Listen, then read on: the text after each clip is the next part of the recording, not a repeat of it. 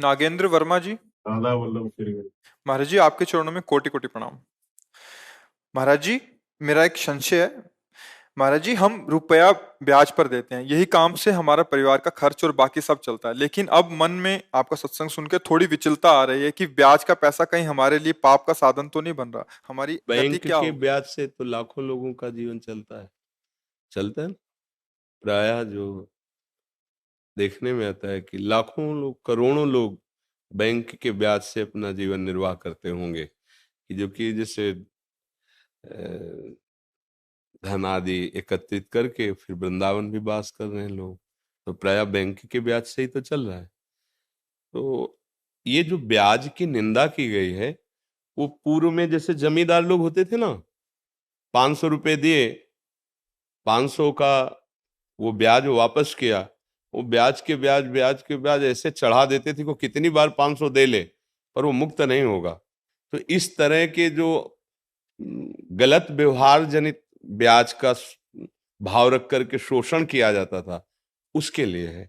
जैसे बैंक से भी आप कर्जा लो तो वहां भी तो आपको उसमें प्रतिशत में होता है ना कि इतने प्रतिशत, हाँ लोन जैसे, या आप बैंक में धन दो तो इतने प्रतिशत आपको ब्याज मिलेगा, ऐसा होता है ना।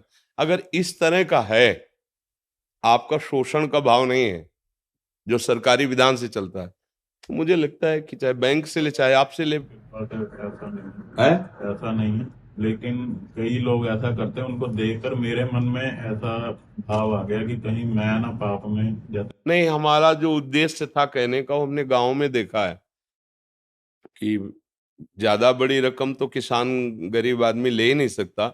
2000 4000, अभी की बात नहीं, पहले की कह रहा हूँ, 2000 4000, तो उस समय जैसे था कि वो 100 रुपए में 10 रुपए ब्याज लगाते थे, क्योंकि महीने में 100 रुपए में 10 रुपए।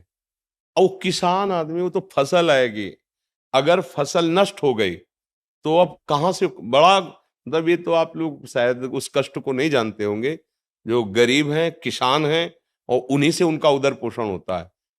अब वो कुछ पैसे ब्याज के दिए पर पूरे तो दे नहीं पा रहे, तो कितनी बार वो 500 रुपए पहुंचा दिए, 1000 रुपए पहुंचा दिए, थोड़ा थोड़ा करके, लेकिन वो ब्याजे नहीं, मूल तो ऐसे ही जमा है।